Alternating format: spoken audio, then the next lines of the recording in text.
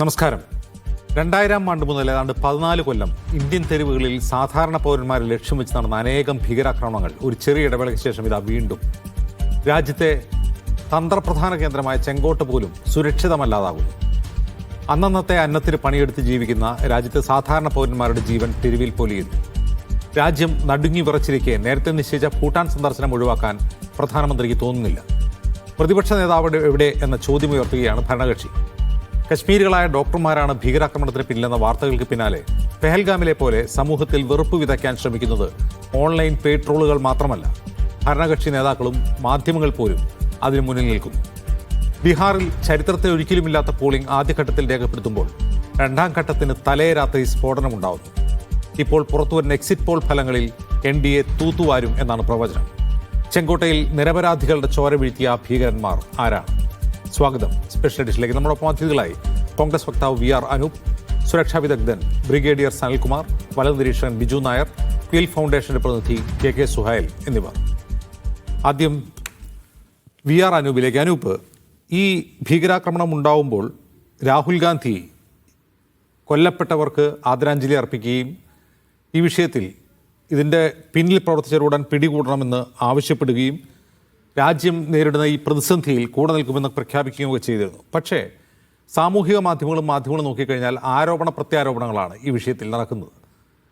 ഒരു വശത്ത് കോൺഗ്രസിൻ്റെ കുറേ ആളുകൾ ചോദിക്കുന്നു, പ്രധാനമന്ത്രി എവിടെ പോയി, ഭൂട്ടാൻ സന്ദർശനം റദ്ദാക്കിക്കൂടെ എന്ന് ചോദിക്കുന്നു. BJPക്കാർ തിരിച്ചു ചോദിക്കുന്നത് രാഹുൽ ഗാന്ധി എവിടെയെന്നാണ്. യഥാർത്ഥത്തിൽ ഈ ഘട്ടത്തിൽ ഇത്തരമൊരു ചർച്ച അനാവശ്യമല്ലേ?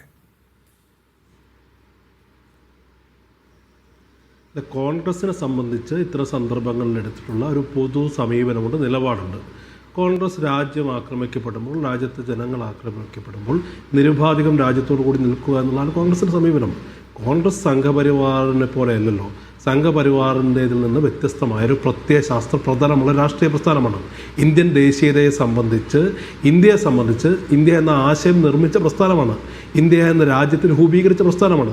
സംഘപരിവാറിനെ സംബന്ധിച്ച് അത്തരം സവിശേഷമായൊരു ബാധ്യതയുമില്ല. അപ്പോൾ എല്ലാ കാലത്തും കോൺഗ്രസ് എടുത്തൊരു സമീപനം എന്ന് പറയുന്നത് നമുക്ക് നേരെയുള്ള ആക്രമണങ്ങളെ ഒറ്റക്കെട്ടായി നിന്ന് പ്രതിരോധിക്കുക എന്നുള്ളതാണ്. അതിനകത്ത് അധികാരത്തിൻ്റെ ഭാഗമാണോ അല്ലെങ്കിൽ പ്രതിപക്ഷമാണോ എന്നുള്ളതൊന്നും കോൺഗ്രസിൻ്റെ സമീപനങ്ങളിൽ മാറ്റം വരുത്തുന്നില്ല. പക്ഷേ സംഘപരിവാറിനെ സംബന്ധിച്ച് എന്താ, മുൻകാലങ്ങളിൽ കോൺഗ്രസ് ഭരിക്കുന്ന സമയങ്ങളിൽ ഇത്തരം ആക്രമണങ്ങൾ ഉണ്ടായ സന്ദർഭങ്ങളിലൊക്കെ കോൺഗ്രസിനെ കോർണർ ചെയ്തുകൊണ്ട് അതിതീവ്ര ദേശീയതയുടെ വക്താക്കളാക്കി രംഗപ്രവേശം ചെയ്ത ആളുകളാണ്. കോൺഗ്രസിൻ്റെ രാജ്യസ്നേഹം ചോദ്യം ചെയ്യുക, കോൺഗ്രസ് രാജ്യവിരുദ്ധരാണെന്ന് പറയുക, ഞങ്ങളാണ് രാജ്യസ്നേഹികളാണെന്ന് അവകാശപ്പെടുക, ഇതൊക്കെ ഈ രാജ്യം എത്ര കണ്ടതാ. പക്ഷെ സംഭവിച്ചത് എന്താ? AB വാജ്പേയി ഭരിക്കുന്ന സന്ദർഭത്തിലാണ് രാജ്യത്ത് കാണ്ഡഹാറിൽ വിമാനം റാഞ്ചിയ തീവ്രവാദികൾക്ക് അകമ്പടി പോകേണ്ട ഒരു ഗതികേടിലേക്ക് ഈ രാജ്യത്ത് എത്തിച്ചത് സംഘപരിവാറാണ്. മുൻകാലത്ത് നടന്ന ആക്രമണങ്ങളെക്കുറിച്ച് ഞാൻ പറയുന്നില്ല. ഒരേ ഒരു ഉദാഹരണം മാത്രം. ബോംബെ സ്ഫോടനം ഉണ്ടായ സന്ദർഭത്തിൽ കോൺഗ്രസിൻ്റെ ആഭ്യന്തരമന്ത്രിയായിരുന്ന, ഈ രാജ്യത്തിൻ്റെ ആഭ്യന്തരമന്ത്രിയായിരുന്ന ശിവരാജ് പാട്ടീലിനെതിരെ നടന്ന വിമർശനം എന്താ?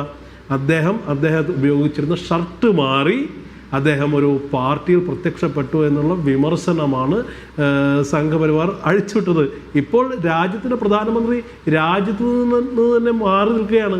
ഈ രാജ്യം ഇത്ര വലിയൊരു പ്രതിസന്ധിയിലൂടെ കടന്നു പോകുമ്പോൾ അദ്ദേഹം ഭൂട്ടാൻ രാജാവിൻ്റെ പിറന്നാളാഘോഷത്തിൽ പങ്കെടുക്കാൻ പോവുകയാണെന്ന് പറയുന്നത്. അപ്പോൾ മുൻകാലങ്ങളിൽ ശിവരാജ് പാട്ടീലിനെ വിമർശിച്ച ആളുകൾക്ക് അമിത്ഷായുടെ രാജി ആവശ്യപ്പെടാൻ കഴിയുമോ?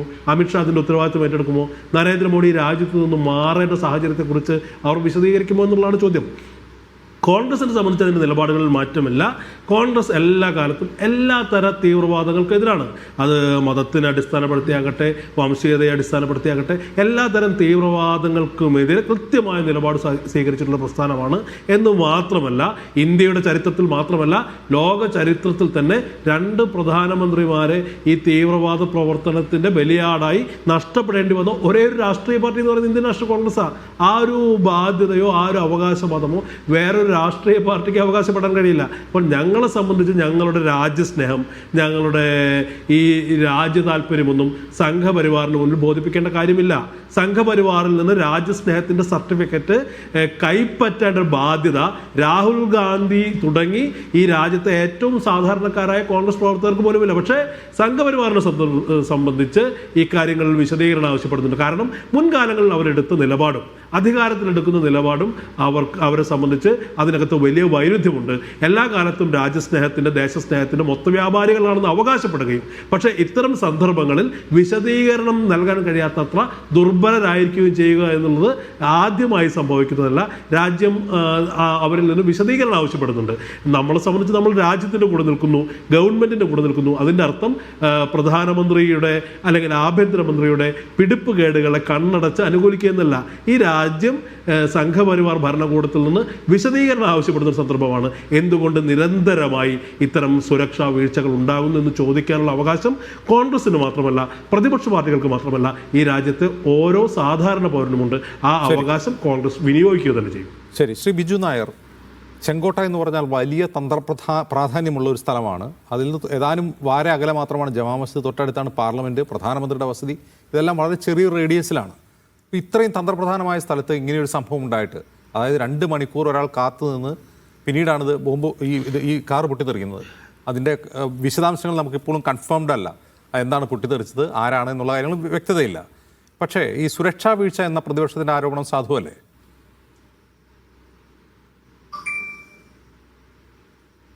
തീർച്ചയായും അതിൽ യാതൊരു സംശയവുമില്ല. കാരണം നമ്മൾ 100% സേഫ്റ്റിയും സെക്യൂരിറ്റിയും ജനങ്ങൾക്ക് നൽകുവാൻ പ്രതിജ്ഞാബദ്ധമായ ഒരു സർക്കാരാണ്. പക്ഷേ നമുക്കറിയാം, ഇന്ന് തീവ്രവാദികളുടെ സമീപനങ്ങളും അവരുടെ പ്ലാനുകളും പദ്ധതികളുമെല്ലാം മാറിക്കൊണ്ടിരിക്കുന്നു. അതിൻ്റെ സ്കെയിൽ തന്നെ ഇന്ന് വളരെ ഭീതിജനകമാണ്. അതായത് ഏതാണ്ട് 3000 കിലോഗ്രാം വരുന്ന സ്ഫോടക വസ്തുക്കളാണ് ഇന്നിപ്പോൾ കണ്ടുപിടിച്ചതായിട്ട് നമുക്ക് കാണുവാൻ സാധിക്കുന്നത്.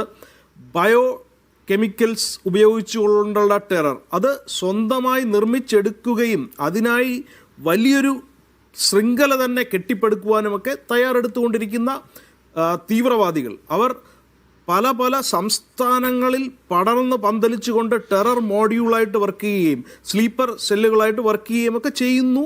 അപ്പം എത്രയോ തവണ നമ്മൾ അവർക്കുമേൽ വിജയം നേടിക്കൊണ്ട് അവരുടെ പദ്ധതികൾ പൊളിച്ചടുക്കിയാലും ഇതുപോലെയുള്ള ഒരു ചെറിയ സംഭവം മതി നമ്മുടെ നാട്ടിലെ സുരക്ഷാ ഉദ്യോഗസ്ഥന്മാരുടെയും നമ്മുടെ സർക്കാരിൻ്റെയും മേൽ കരിനിഴൽ വീഴ്ത്തുവാൻ.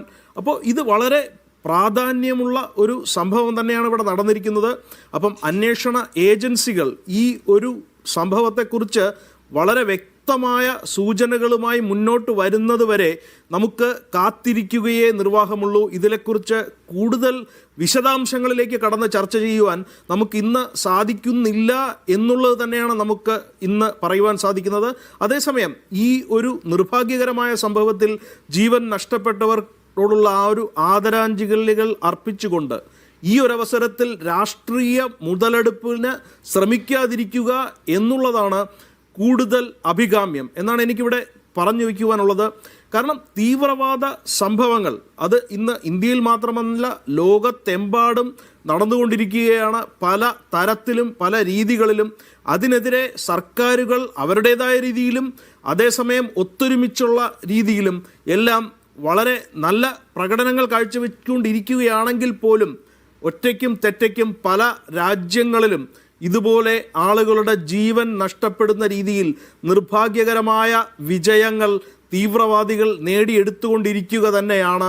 അപ്പോൾ അതിനെതിരെ നമ്മൾ ആശയപരമായ ഒരു സംഘടനത്തിനും തയ്യാറാവണം എന്നും എനിക്കിവിടെ പറഞ്ഞു വയ്ക്കുവാൻ ആഗ്രഹമുണ്ട്. ഇപ്പോൾ ഇത് ഒരു മുസ്ലിം തീവ്രവാദ ആക്രമണമാണ് എന്നുള്ള രീതിയിലുള്ള ഇനീഷ്യൽ ക്ലൂസ് ആണ് നമ്മുടെ മുന്നിലേക്ക് വരുന്നത്. അപ്പോൾ അതിനെക്കുറിച്ചും അത് എങ്ങനെ ഉണ്ടാകുന്നു എന്നതിനെക്കുറിച്ചും എല്ലാം വിശദമായ ചർച്ചകൾ കാലാകാലങ്ങളായി നമ്മുടെ രാജ്യത്ത് പല മാധ്യമങ്ങളിലും അതുപോലെ തന്നെ നമ്മുടെ പൊതുസമൂഹത്തിലും ചർച്ചകൾ നടന്നുകൊണ്ടിരിക്കുക തന്നെയാണ്. അപ്പം അത്തരത്തിലുള്ള ആശയങ്ങളെ എതിർത്ത് തോൽപ്പിക്കുകയും ഇത്തരത്തിൽ റാഡിക്കലൈസ്ഡ് ആയിട്ട് ആരെങ്കിലും മുന്നോട്ട് വരികയാണെങ്കിൽ അവരെ അതിൽ നിന്നും പുറത്തു കൊണ്ടുവരികയും ഒക്കെ ചെയ്യുന്നത് നമ്മുടെ നാടിൻ്റെ തന്നെ സുരക്ഷയ്ക്കും നമ്മുടെ ജനങ്ങളുടെ സമാധാനപരമായ ജീവിതത്തിനുമെല്ലാം വളരെയേറെ അത്യന്താപേക്ഷിതമാണ് എന്നുള്ള കാര്യവും ഇവിടെ ഞാൻ എടുത്തു പറയുവാൻ ആഗ്രഹിക്കുകയാണ്. കാരണം ഇത്തരത്തിലുള്ള ഓരോ സംഭവങ്ങൾ ഉണ്ടാകുമ്പോഴും അത് ജനങ്ങളെ പോളറൈസ് ചെയ്യുന്നതിലേക്ക് കൊണ്ടുപോകാതെ ഈ തരത്തിലുള്ള പോളറൈസ് ചെയ്യരുത് എന്ന് ആളുകൾ ആരോടാണ് അവരുടെ പറയേണ്ടത്? ചെയ്തികളെ പോളറൈസ് ചെയ്യരുതെന്ന് ആരോട് പറയും? പോളറൈസേഷൻ എവിടെയാണ് നടക്കുന്നതായിട്ടാണ് ബിജു നായർ തോന്നുന്നത്? ഇപ്പൊ ബിജു നായർ തന്നെ പറഞ്ഞു ഇതൊരു മുസ്ലിം തീവ്രവാദ ആര് ചെയ്താലും ബിജു ആര് നായർക്ക് ചെയ്താലും ഒരു നിമിഷം, ബിജു നായർ ഇതൊരു മുസ്ലിം തീവ്രവാദ ആക്രമണമാണ് എന്നെങ്ങനെയാണ് ഡെഫിനറ്റ് ആയിട്ട് ബിജു നായർക്ക് പറയാൻ കഴിയുന്നത്? ഞാൻ അങ്ങനെ പറഞ്ഞിട്ടില്ല. താങ്കൾ എൻ്റെ വാക്കുകളെ വളച്ചൊടിക്കുവാനുള്ള താങ്കളുടെ ആ വ്യഗ്രതയിൽ നിന്ന് തന്നെ ഞാൻ താങ്കളെ ഉദ്ദേശിച്ച് തന്നെ പറയുകയാണ് പോളറൈസ് ചെയ്യരുത് എന്ന്. താങ്കളെ പോലെ ആര് മുന്നോട്ട് വന്ന് ഇതുപോലെ പറയാൻ മുസ്ലിം തീവ്രവാദ ആക്രമണമാണ് എന്ന ഇനീഷ്യൽ ക്ലൂസ് ലഭിക്കുന്നു എന്ന് പറഞ്ഞത് ബിജു നായരാണ്, ഞാനല്ല. അത് ഞാനല്ല പറഞ്ഞത്, ബിജു നായർ താങ്കൾ തന്നെയാണ് പറഞ്ഞത്. അതെ, അതൊക്കെയാണ് ഇമ്പോർട്ടന്റ് വാക്കുകളാണ്. ക്ലൂസ് എന്നുള്ളത് താങ്കൾ ആദ്യം മാറ്റി വെച്ചുകൊണ്ട് സംസാരിച്ചു. ഇപ്പൊ താങ്കൾ അത് ഉപയോഗിക്കുവാൻ തയ്യാറാകുന്നു. അങ്ങനെ താങ്കൾ ഇപ്പോൾ സത്യം പറയുന്നു. താങ്കൾ പറയുന്ന സത്യം തന്നെയാണ് ഞാനും പറഞ്ഞത്. ഇന്ന് അന്വേഷണ ഏജൻസികൾ നമുക്ക് മുമ്പിൽ സമർപ്പിച്ചിട്ടുള്ള ക്ലൂസ്, അതിലേക്കാണ് വിരൽ ചൂണ്ടുന്നത്. പക്ഷേ ആത്യന്തികമായി നമുക്ക് ഇന്ന് NIA ഇന്നാണ് കേസ് ഏറ്റെടുത്തത്. NIA എന്തെങ്കിലും പത്രക്കുറിപ്പിലൂടെയോ അല്ലെങ്കിൽ ഏതെങ്കിലും അന്വേഷണ ഏജൻസി ഔദ്യോഗികമായി ഇതിന്റെ പിന്നിലുള്ളത് ഇന്ന ആളുകളാണ് എന്ന ഏതെങ്കിലും വിവരം പുറത്തു വന്നിട്ടുണ്ടോ?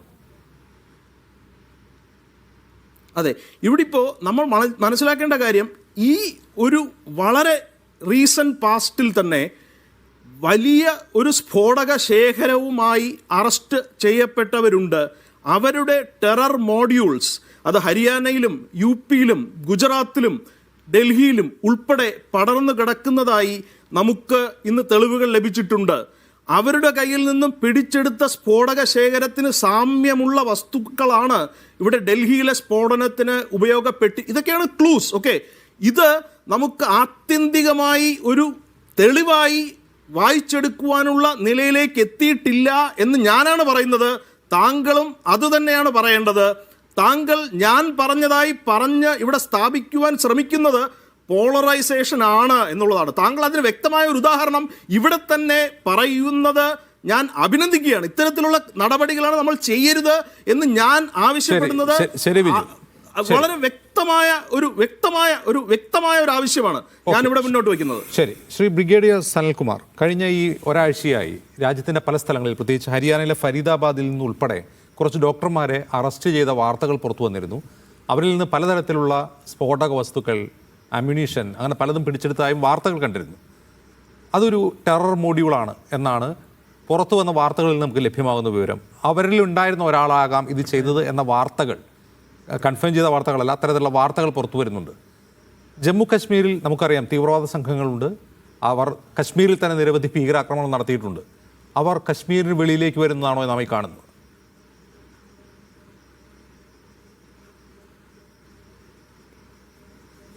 നമസ്കാരം.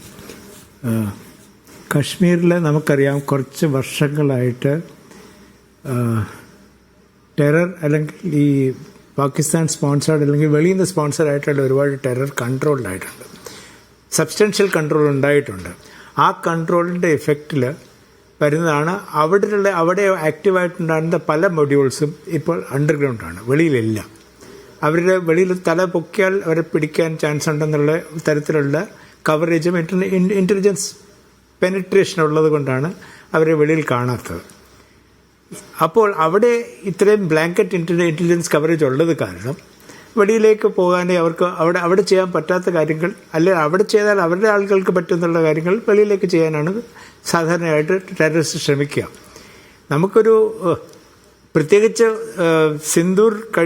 ഓപ്പറേഷൻ സിന്ദൂർ കഴിഞ്ഞ സമയം മുതൽ നമുക്കൊരു ചെറിയൊരു ഫീലിംഗ് ഓഫ് സാറ്റിസ്ഫാക്ഷൻ ഫീലിംഗ് ഉണ്ടായിട്ട് നമ്മൾ തിരിച്ചടിച്ചു. ഇനി കുറച്ച് നാളത്തേക്കൊന്നും ഉണ്ടാവില്ല എന്നൊരു തോന്നൽ നമുക്ക് പരക്കെ സൊസൈറ്റിയിൽ ഉണ്ടായിരുന്നിരിക്കാം. എന്ന് വെച്ച് ഇൻ്റലിജൻസുകാർ അല്ലെ പോലീസുകാർ അല്ലെങ്കിൽ സെക്യൂരിറ്റിക്കാർ അത് നോക്കാതിരുന്നിട്ടില്ല എന്നില്ല. കാരണം ഈ മൊഡ്യൂൾസ് ഒക്കെ പിടിച്ചത് തന്നെ ഒരു സിമ്പിൾ ക്ലൂവിൽ നിന്നാണ്. കശ്മീരിൽ ഏതോ ഒരു പോസ്റ്റർ ഒട്ടിച്ചു, അത് ആരാണ് ഒട്ടിച്ചതെന്ന് പുറകിൽ ഇൻവെസ്റ്റിഗേറ്റ് ചെയ്ത് വന്നാണ് ഈ മൊഡ്യൂൾസിനൊക്കെ ട്രേസ് ചെയ്യുന്നത്. അപ്പം പരക്കെ പറയുന്ന പോലെ ഇൻ്റലിജൻസ് അത്രയ്ക്കൊരു ഇൻ്റലിജൻസ് ആകുവാണെങ്കിൽ ഇപ്പോൾ ഇന്ന് ഇവിടെ നടക്കും എന്നുള്ള ഇൻ്റലിജൻസ് വരാൻ സമയമെടുക്കും. അത്രയും സാധാരണഗതിക്ക് ടെറർ ആക്ടിവിറ്റീസിൽ വളരെ കുറവാണ് അങ്ങനെ ഒരു ചാൻസ് കിട്ടുന്നത്. എന്തെങ്കിലും സംഭവിക്കാം എന്നുള്ള ഒരു ഫീലിംഗ് കൊണ്ടാണ് നമ്മൾ ഇതുവരെയും ഈ ഇൻവെസ്റ്റിഗേഷൻസും ഈ മൊഡ്യൂൾസിനെയൊക്കെ പുറത്താക്കിക്കൊണ്ടിരിക്കുന്നത്. അതുകൊണ്ട് ഇന്റലിജൻസ് ഫെയിലിയർ ഉണ്ടായെന്ന് ചോദിച്ചാൽ യെസ്, ഇപ്പോൾ ഇത് നടക്കാൻ പാടില്ലാത്തത് നടന്നോ എന്ന് ചോദിച്ചാൽ നടന്നു. പക്ഷേ അതുകൊണ്ട് ഇന്റലിജൻസ് ഫെയിലിയർ ആണെന്നും എനിക്ക് അങ്ങനെ ഒരു ഇതില്ല. കാരണം പലയിടത്തും ഇവർ തല പൊക്കുന്നതിന് മുമ്പേ തന്നെ പിടിക്കുന്നുണ്ട്, അവരുടെ നെറ്റ്വർക്ക് തന്നെ പൊളിക്കുന്നുണ്ട്. ഇപ്പോൾ എന്താണ് ആക്ച്വലി സംഭവിച്ചതെന്ന് സർക്കാർ അല്ലെങ്കിൽ ഇന്റലിജൻസ് അല്ലെങ്കിൽ പോലീസ് ഏജൻസി, സെക്യൂരിറ്റി ഏജൻസീസ് എന്തുകൊണ്ടാണ് വെളിപ്പെടുത്താത്തതെന്ന് വെച്ചാൽ ഇനിയും അതിൽ നിന്ന് ഒരുപാട് കിട്ടാനുണ്ടാവും. അതുകൊണ്ടായിരിക്കും അവരിതിനായിട്ട് വെയിറ്റ് ചെയ്യുന്നത്. അല്ലാതെ നമ്മൾ കണ്ടതും ആ ബ്ലാസ്റ്റ് ഉണ്ടായപ്പോൾ ഓൺ ദ സ്പോട്ട് റിപ്പോർട്ട് കിട്ടിയതും ഒക്കെ ആയിട്ടാണ് നമ്മുടെ അസസ്മെൻറ്റ്സ് ഉണ്ടാക്കുന്നത്. ആ assessments are at best one sided ആണ്, അറ്റ് ബെസ്റ്റ് നമ്മൾ സബ്ജക്റ്റീവാണ്. ബാക്കി ഒബ്ജക്റ്റീവായിട്ടുള്ള ഇൻവെസ്റ്റിഗേഷൻസ് ഒക്കെ കുറച്ച് ആയി കഴിയുമ്പോഴേ എന്തെങ്കിലും പറയാനൊക്കെ ഉള്ളൂ. ഇപ്പം നമ്മളതിന് ശരിയല്ല, എന്താണ് സർക്കാർ ഒരു സ്റ്റേറ്റ്മെൻറ്റ് തരാത്തതെന്ന് വെച്ചാൽ സർക്കാരിന് ഇപ്പോഴും നമ്മൾ പറയുന്ന പോലെ ചെയ്യാൻ പറ്റുള്ളൂ. അതിൽ കൂടുതൽ പറഞ്ഞാൽ അവരുടെ ഇൻവെസ്റ്റിഗേഷൻസിനെ അത് അഫക്റ്റ് ചെയ്യും എന്നുള്ളത് കൊണ്ടാണ് പറയാതിരിക്കുന്നത്. ഇൻ്റലിജൻസുകാർ അവരുടെ കാര്യങ്ങൾ ചെയ്യുന്നുണ്ട്, അത് എപ്പോഴും കറക്റ്റായിട്ട് ഈ ഇൻ്റലിജൻസിൻ്റെ പ്രശ്നം എന്താണെന്ന് വെച്ചാൽ 99% അവർ കറക്റ്റായിരിക്കും. ആ ഒരു ഫെയിലിയറാണ് നമ്മൾ അറിയുന്നത്. 99 പ്രാവശ്യം അവരെപ്പോൾ ഇല്ലാതിരിക്കുന്നത് അവർ പിടിച്ചിട്ടുണ്ടോ അല്ലെ അവർ പ്രിവെൻറ്റ് ചെയ്തിട്ടുണ്ടോ എന്നുള്ളത് നമ്മൾ അറിയുന്നേ ഇല്ല. ഈ വൺ ഫെയിലിയർ നമ്മളെല്ലാവരും പറയും, ഇത് ഇൻ്റലിജൻസ് ഫെയിലിയർ ആണെന്ന് പറയും. സോ ഇറ്റ്സ് എ പ്രോസസ്സ് നടക്കും. ഇപ്പോൾ തൽക്കാലം നമുക്ക് പ്രോബബ്ലി ഓപ്പറേഷൻ സിന്ദൂർ കഴിഞ്ഞപ്പോൾ നമുക്കൊരു ചെറിയ ഫീലിംഗ് ഓഫ് കോൺഫിഡൻസ് ഉണ്ടായിരുന്നത് അതിൻ്റെ സമയമായിട്ടില്ല എന്നുള്ള കാര്യം മാത്രമേ ഇപ്പോൾ നമുക്ക് പറയാൻ പറ്റുള്ളൂ. ശരി, ശ്രീ കെ സുഹൈൽ, ഈ വർഷം തന്നെ 10-15 ഇത്തരത്തിലുള്ള ഈ സ്ലീപ്പിംഗ് സെൽസ് എന്നോ ടെറർ മോഡ്യൂൾ എന്നോ പറയാവുന്ന തരത്തിലുള്ള ഓപ്പറേഷനുകൾ, ആ മോഡ്യൂളുകളെ ബസ്റ്റ് ചെയ്യുന്ന ഓപ്പറേഷനുകൾ നടന്നിട്ടുണ്ടെന്നാണ് വാർത്തകളിൽ നിന്ന് നമുക്ക് മനസ്സിലാവുന്നത്. ഇപ്പോൾ ഏറ്റവും അവസാനത്തെ ഈ ഫരീദാബാദ് മോഡ്യൂൾ എടുത്തു കഴിഞ്ഞാൽ അതിൽ പിടിയിലായവരെല്ലാം ഡോക്ടർമാരാണ്. ബഹുഭൂരിഭാഗവും 9-8 പേരും കശ്മീർ സ്വദേശികളാണ്.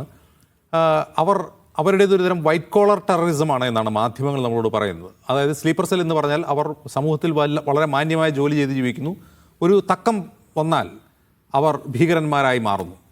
ഈ ഒരു നറേറ്റീവിന് വേറൊരു പ്രശ്നം കൂടിയുണ്ട്. നമ്മുടെ കൺമുമ്പിലുള്ള ആരൊക്കെയാണ് ഭീകരൻ അല്ലാത്തവൻ എന്ന ആശങ്ക സാധാരണ ജനങ്ങളിൽ സൃഷ്ടിക്കാൻ ഉതകുന്നതാണ് അത്തരം വാർത്തകൾ. അതിലൊരു പ്രധാനപ്പെട്ട കാര്യം, അതിലൊരാൾ കശ്മീരിലെ ഗവൺമെൻറ് മെഡിക്കൽ കോളേജിലെ അസിസ്റ്റൻറ്റ് പ്രൊഫസറാണ്. അയാളുടെ കോളേജിനകത്തുള്ള അലമാരയ്ക്കുള്ളിൽ നിന്ന് റൈഫിളും സ്ഫോടക വസ്തുക്കളൊക്കെ ഈ അന്വേഷണ സംഘം കണ്ടെത്തിയിട്ടുണ്ട്. ഇവരിൽ നിന്ന് ടൺ കണക്കിനാണ് സ്ഫോടക വസ്തുക്കൾ പിടിച്ചെടുത്തായിട്ടുള്ള വാർത്തകൾ വരുന്നത്. അമോണിയം നൈട്രേറ്റാണ് അവരിൽ നിന്ന് പിടിച്ചെടുത്തെങ്കിൽ അതേ അമോണിയം നൈട്രേറ്റാണ് ചെങ്കോട്ടയിൽ പൊട്ടിത്തെറിക്കുകയും ചെയ്തിട്ടുള്ളത്. അപ്പോൾ ഈ ടെറർ മോഡ്യൂളുകളെ നിരന്തരം ബസ്റ്റ് ചെയ്യുന്നുണ്ട് ഭരണകൂടം, രഹസ്യാന്വേഷണ ഏജൻസികൾ ബസ്റ്റ് ചെയ്യുന്നുണ്ട്. ഇടയ്ക്ക് വരുന്ന ചില വീഴ്ചകളിൽ, ഇത്തരത്തിലുള്ള സുരക്ഷാ വീഴ്ചകളിൽ സ്ഫോടനങ്ങൾ ദൗർഭാഗ്യകരമായി ഉണ്ടാവുന്നു. ഇതിനെങ്ങനെയാണ് കൂട്ടി വായിക്കേണ്ടത്? യെസ് അജിംസ്, യഥാർത്ഥത്തിൽ ഈ ഒരു ടെറർ മോഡ്യൂൾസിനെ കുറിച്ചിട്ടുള്ള അപസർപ്പക കഥകൾ കഴിഞ്ഞ 25 വർഷമായിട്ട്, 1/4 നൂറ്റാണ്ട് കാലമായിട്ട് നമ്മൾ കേട്ടുകൊണ്ടിരിക്കുകയാണല്ലോ. അപ്പൊ ഇതിനുശേഷം ഒരു 5 വർഷം മുമ്പ് വരേക്കും നമുക്ക് എന്താണ് സംഭവിക്കുന്നത് എന്ന് കൃത്യമായിട്ടൊരു ഐഡിയ ഇല്ലാതിരിക്കുകയും ഇതിന്റെ എന്തൊക്കെ സാധ്യതകളാണ് ഉള്ളത് എന്നുള്ളതിനെ കുറിച്ചൊക്കെ നമുക്ക് ഒരു കൺഫ്യൂഷനാണ്. എന്തായിരിക്കും ഇതിന്റെ പരിണതി എന്നുള്ളതിനെ കുറിച്ച്. പക്ഷെ 25 വർഷത്തിനിടയിൽ, കഴിഞ്ഞ 5-10 വർഷത്തിനിടയിൽ നിങ്ങൾക്ക് കാണാൻ കഴിയും മിക്കവാറും എല്ലാ ടെറർ അറ്റാക്കുകൾ, ഇതിനു മുമ്പ് നടന്ന ഒരുപാട് ടെറർ അറ്റാക്കുകളുടെ അന്തിമ വിധികൾ കോടതികളിൽ വരികയുണ്ടായി. ഇത് തന്നെ മതി താങ്കൾ ഇപ്പോ ചോദിച്ച ഈ ചോദ്യത്തെ നമുക്ക് അഡ്രസ് ചെയ്യാൻ വേണ്ടി. ഈ ഇപ്പൊ നടന്ന ഈ അറ്റാക്കിൽ എല്ലാ പെർപെട്രേറ്റേഴ്സും അതിന്റെ ക്ലാരിറ്റിക്ക് വേണ്ടി ചോദിക്കുകയാണ്. അപ്പൊ അങ്ങ് അപസർപ്പക കഥ എന്ന് വാക്കുപയോഗിച്ചു. അതായത് ഈ അപസർപ്പക കഥകൾ, അതായത് മാധ്യമങ്ങളിൽ വരുന്ന കഥകളാണല്ലോ. ഇപ്പോൾ തന്നെ നിരവധി കഥകളും കാണാം. ഈ കഥകൾ അന്വേഷണ ഏജൻസികൾ കുറ്റപത്രമായി കോടതിയിൽ കൊടുക്കുന്നു. കോടതി ഈ ആളുകൾ വെറുതെ വിടുന്നു. അതും 10, 15, 20 വർഷത്തിന് ശേഷമാണ്. അതിനർത്ഥം എന്താണ്? ഈ അന്വേഷണം മോശമാവുന്നതാണോ, അതല്ല ഇതിലെ നടപടിക്രമങ്ങളിൽ എന്തെങ്കിലും പ്രശ്നമുണ്ടെന്നാണോ തോന്നുന്നത്? അതിലേക്ക് ഞാൻ വരാം. അതിനു മുമ്പ് പ്രേക്ഷകരെ ഒന്ന് ഓർമ്മിപ്പിക്കാൻ വേണ്ടിയിട്ട്, ഇപ്പൊ ഇതുവരെ നടന്ന വലിയ അറ്റാക്കുകൾ ഇതുപോലെ നടന്ന, ഇപ്പൊ 10/11 എന്നാണ് ഇതിനെക്കുറിച്ച് നമ്മൾ കേൾക്കുന്നത്. പക്ഷെ ഇതിനു മുമ്പ് ഒരു 7/11 അറ്റാക്ക് നടക്കുകയുണ്ടായി. ഇതിന്റെ കോടതി വിധി വന്നിരിക്കുന്നത് കഴിഞ്ഞ ജൂലൈ 21-ാം തീയതിയാണ്. സുപ്രീം കോടതി അതിൽ കുറ്റം ആരോപിച്ച 12 പേരെയും വെറുതെ വിടുകയുണ്ടായി. 12 എക്വിറ്റൽസ്, എല്ലാവരെയും വെറുതെ വിട്ടു. വെറും ആബ്സെൻസ് ഓഫ് എവിഡൻസ് എന്നല്ല, മറിച്ച് അതില് ഒരുപാട് പോലീസ് ചെയ്ത ഫ്രെയിമിംഗ്, അതുപോലെ അതിന്റെ പിന്നിൽ അവർ നടത്തിയിട്ടുള്ള മാനിപ്പുലേഷൻ, ഇതിനെക്കുറിച്ചൊക്കെ കോടതിയിൽ വിശദമായിട്ട് കോടതി വിധിയിൽ പറയുന്നതായിട്ട് കാണുവാൻ സാധിക്കും. ഇതേപോലെ ഇപ്പൊ നടന്നുകൊണ്ടിരിക്കുന്ന നാഷണൽ TV നെറ്റ്വർക്സിൽ നടന്നുകൊണ്ടിരിക്കുന്ന അപസർപ്പക കഥകൾ, പ്രത്യേകിച്ച് ഇസ്ലാമിക ഭീകരവാദവുമായി ബന്ധപ്പെട്ട് വലിയ ചർച്ചകൾ നടക്കുകയാണ്. നിങ്ങൾ റിപ്പബ്ലിക് TV, അതുപോലെ ടൈംസ് നൗ TV, News 18 ഒക്കെ നോക്കിക്കഴിഞ്ഞാൽ ഫുൾ ടൈം രാവിലെ മുതൽ രാത്രി വരെ ഇത് എയർ ചെയ്തുകൊണ്ടിരിക്കുകയാണ്. നിരന്തരം വിഷലിപ്തമായ രീതിയിലുള്ള പ്രചാരണങ്ങൾ നടന്നുകൊണ്ടിരിക്കുന്നു, തീർത്തും വർഗീയമായ പ്രചാരണങ്ങൾ. ഈ പ്രചാരണങ്ങൾ യഥാർത്ഥത്തിൽ ഇപ്പൊ നടന്നുകൊണ്ടിരിക്കുന്ന ബീഹാർ ഇലക്ഷനുമായിട്ട് നേർക്കുനേരെ ബന്ധപ്പെട്ടതാണ് എന്ന് നിങ്ങൾക്ക് കേൾക്കുമ്പോൾ തന്നെ മനസ്സിലാവും. നേരത്തെ രാഹുൽ ഗാന്ധി അദ്ദേഹത്തിന്റെ പത്രസമ്മേളനത്തിൽ പറയുകയുണ്ടായി എങ്ങനെയാണ് ഭീകരാക്രമണങ്ങളെ ഇവിടെയുള്ള ഇലക്ഷൻ മാനിപ്പുലേഷൻസിന് വേണ്ടി ഉപയോഗിക്കുന്നത് എന്നതിനെ കുറിച്ച് അദ്ദേഹം വിശദമായിട്ട് പറയുകയുണ്ടായി. ഏതായാലും ഇത് 2025 7/11 അറ്റാക്കിനെ കുറിച്ചാണ്, 2006 നടന്ന 7/11 അറ്റാക്കിനെ കുറിച്ചാണ് പറഞ്ഞത്. എല്ലാവരും എക്വിറ്റായി. അതുപോലെ തന്നെ 2002 ബോംബെയിൽ നടന്ന ഘാട്ട്കോപ്പർ അറ്റാക്ക്, ഇതിനുശേഷവും ഒരുപാട് അപസർപ്പ കഥകൾ ഉണ്ടായി. മുസ്ലിം ഭീകരവാദം, ഇസ്ലാമിക ഭീകരവാദം എന്നൊക്കെ പറഞ്ഞിട്ട് അതിൽ 8 പേരാണ് അക്യൂസ് ചെയ്യപ്പെട്ടത്. അതിൽ 8 പേരും എക്വിറ്റലായി നിങ്ങൾ കാണാൻ സാധിക്കും. 2002 അക്ഷർധാം ടെമ്പിൾ അറ്റാക്ക് നടക്കുകയുണ്ടായി. ഇതില് ആരോപിക്കപ്പെട്ട 6 പേരും പൂർണ്ണമായിട്ടും എക്വിറ്റലായി നിങ്ങൾക്ക് കാണാൻ കഴിയുന്നു. ഇതിനുശേഷം 2006 മാലേഗാവ് സ്ഫോടനം നടക്കുകയുണ്ടായി. 2006 മാലേഗാവ് സ്ഫോടനത്തിൽ ആദ്യം 8 മുസ്ലിം യുവാക്കളെ പിടിക്കുകയും അതിനുശേഷം പ്രോസിക്യൂഷൻ ആരോപണങ്ങൾ മുഴുവൻ വേറൊരു വിഭാഗം, അസീമാനന്ദ് ഉൾപ്പെടെയുള്ള ആളുകളുടെ അവരാണ് ചെയ്തത് എന്ന് പറഞ്ഞുകൊണ്ട് ആ മൊത്തം പ്രോസിക്യൂഷൻ ഷിഫ്റ്റ് ചെയ്തതായിട്ട് നിങ്ങൾ കാണുന്നു.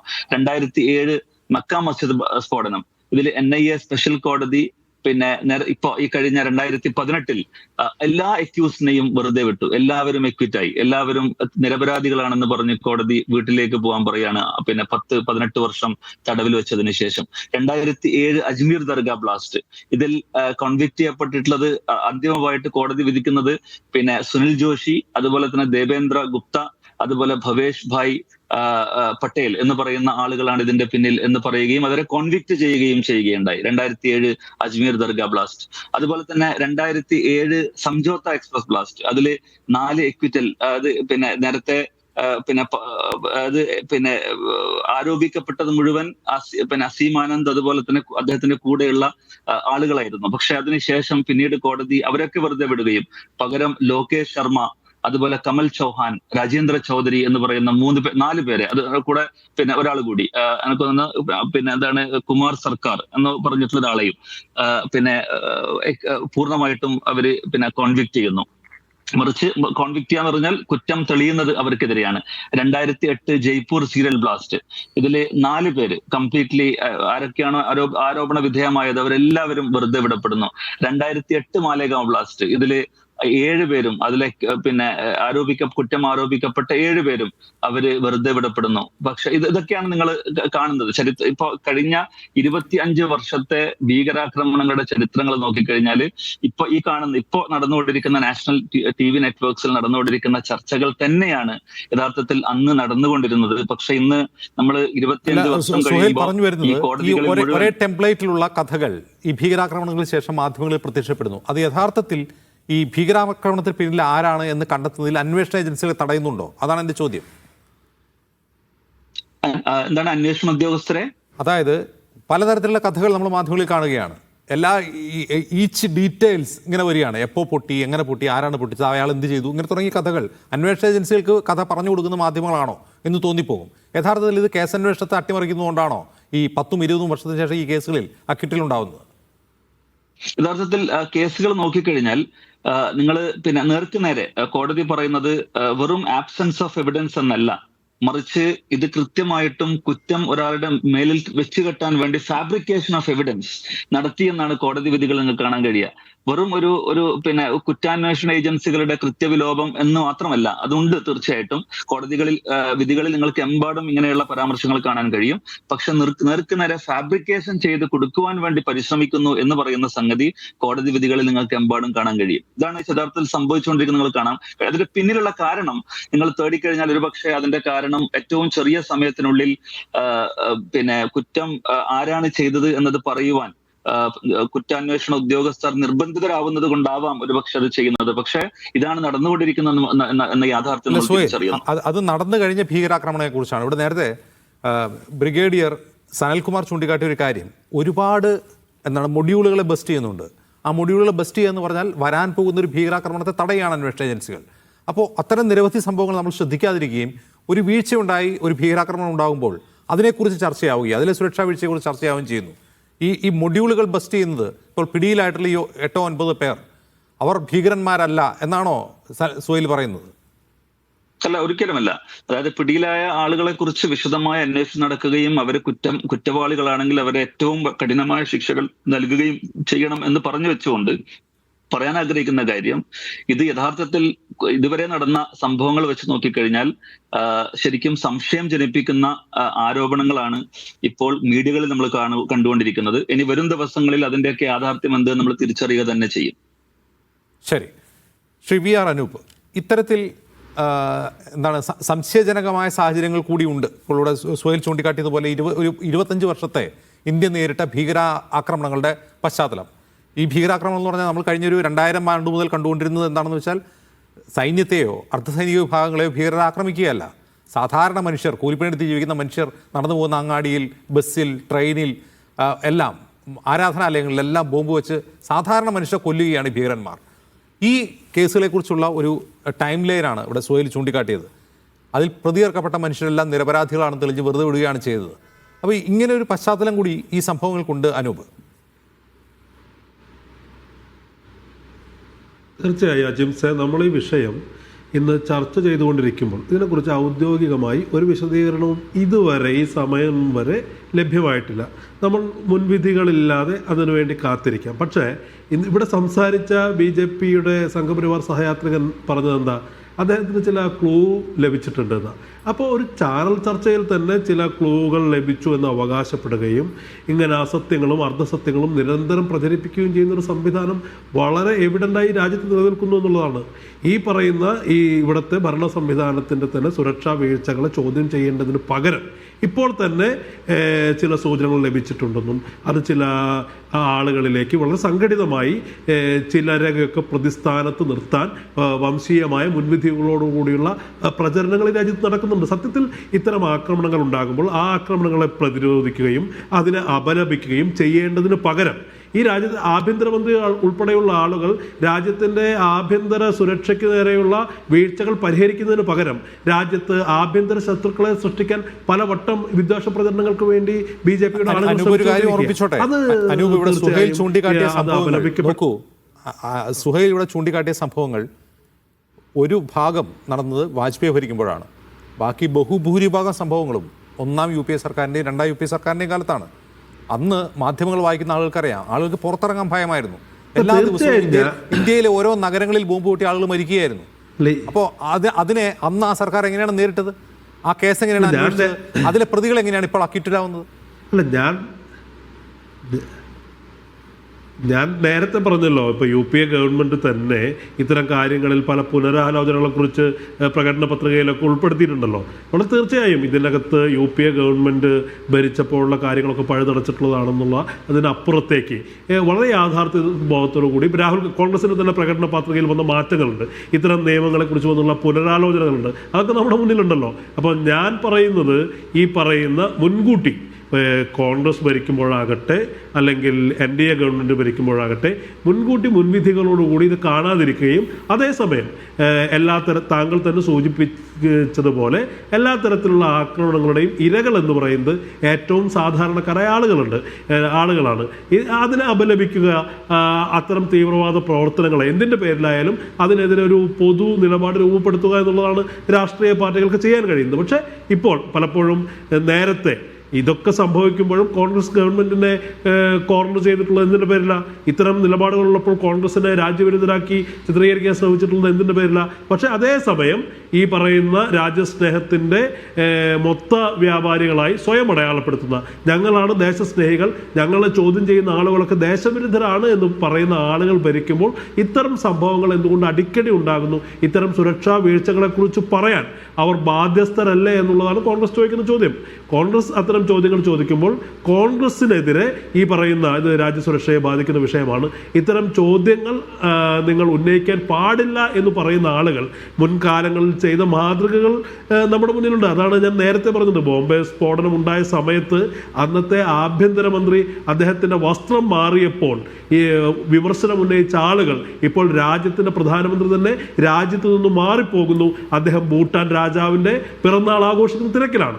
അപ്പോൾ ഇതിനകത്തെ വൈരുദ്ധ്യം, ഇരട്ടത്താപ്പുകൾ, ഒരു വശത്ത് രാജ്യസ്നേഹത്തിൻ്റെ തീവ്രദേശീയതയുടെ വക്താക്കളാണെന്ന് സ്വയം പറയുക, അതേസമയം അത്തരം സുരക്ഷാ വീഴ്ചകളോട് പ്രതികരിക്കാനുള്ള ബാധ്യതയിൽ നിന്ന് ഒഴിഞ്ഞു മാറുകയും അത്തരം ചോദ്യങ്ങൾ ഉന്നയിക്കുന്നവരെ ദേശവിരുദ്ധരും രാജ്യവിരുദ്ധരുമായി ചിത്രീകരിക്കുകയും ചെയ്യുന്നതിൻ്റെ സാങ്കത്യമാണ് യഥാർത്ഥത്തിൽ ചർച്ച ചെയ്യപ്പെടേണ്ടത്.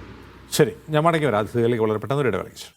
അതിഥികളിലേക്ക് തിരികെ. ശ്രീ ബിജു നായർ, ഈ രാജ്യത്തിൻ്റെ തലസ്ഥാനത്ത്, അതായത് തന്ത്രപ്രധാനമായ മേഖലയിൽ ഇങ്ങനൊരു ഭീകരാക്രമണം ഉണ്ടാകുമ്പോൾ പിറ്റേന്ന് രാവിലെ പ്രധാനമന്ത്രി ഭൂട്ടാൻ സന്ദർശനത്തിന് പോകുന്നത് അനുചിതമല്ലേ? ആ യാത്ര ഒഴിവാക്കാമായിരുന്നില്ലേ? അതാണ് ഏറ്റവും കൂടുതൽ വിമർശിക്കപ്പെടുന്നത്. ഇവിടെ ആളുകൾ ഇതിൻ്റെ ഒരു വിഷമത്തിലിരിക്കുമ്പോൾ, അതിൻ്റെ ആ ഇരകളുടെ ബന്ധുക്കൾ വിലപിച്ചുകൊണ്ടിരിക്കുമ്പോൾ പ്രധാനമന്ത്രി അവിടെ ഭൂട്ടാൻ രാജാവിൻ്റെ ജന്മദിനാഘോഷത്തിൽ പങ്കെടുക്കുന്നു. അത് ഒഴിവാക്കാമായിരുന്നില്ലേ?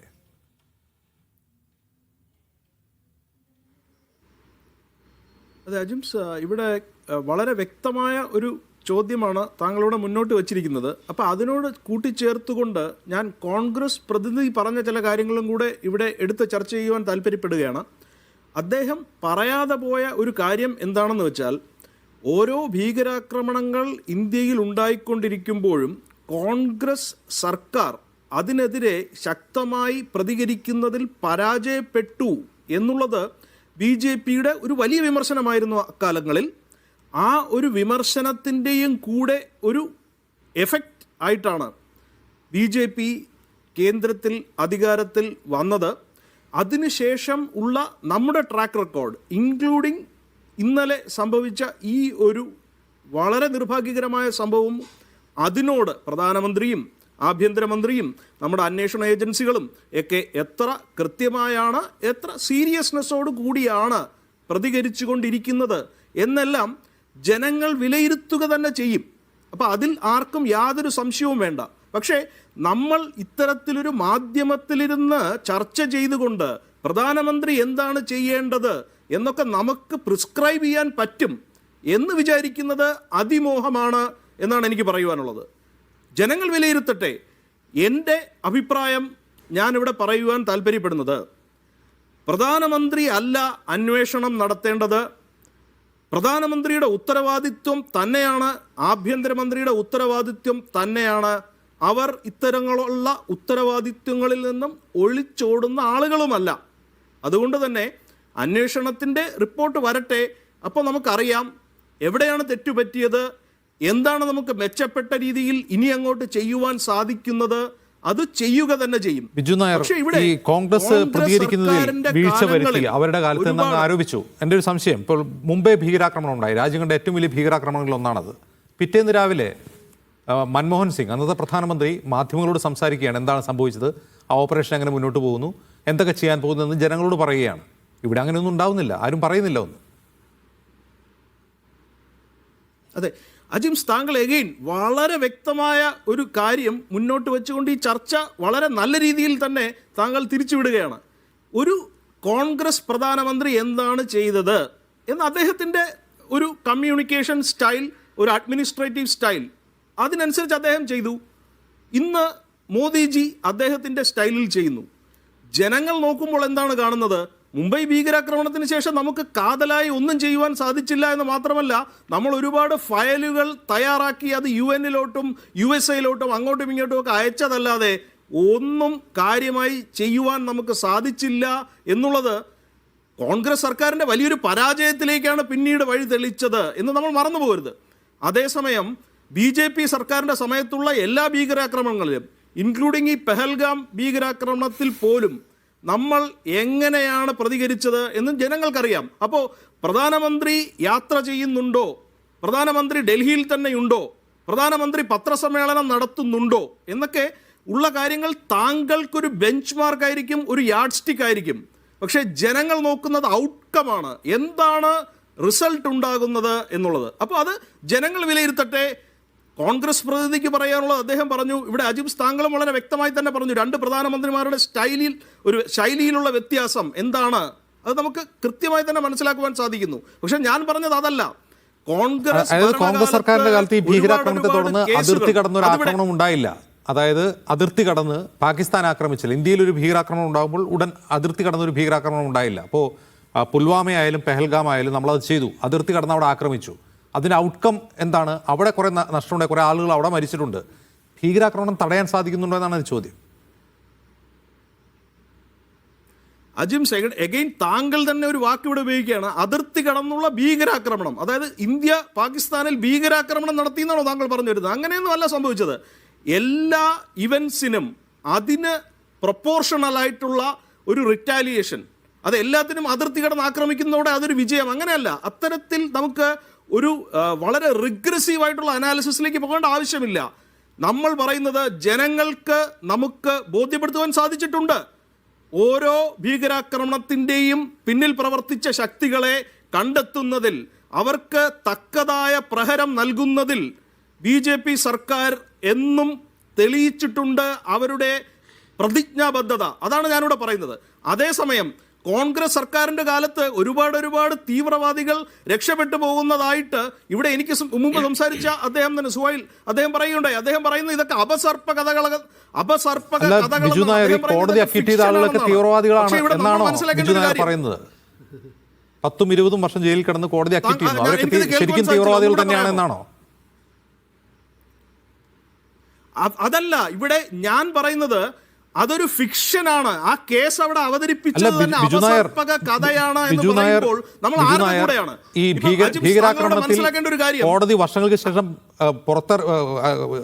ട്രയൽ ചെയ്ത് പുറത്ത് വിടുന്ന, അവരെ അക്യൂട്ട് ചെയ്യുന്ന ആളുകൾ പറയുന്നത് തങ്ങൾക്കെതിരെ ഇങ്ങനെ അപസർപ്പക കഥകൾ ഉണ്ടാക്കിയിട്ടാണ് അന്വേഷണ സംഘം ഞങ്ങളെ പ്രതികളാക്കിയതെന്നാണ് അവർ പറയുന്നത്.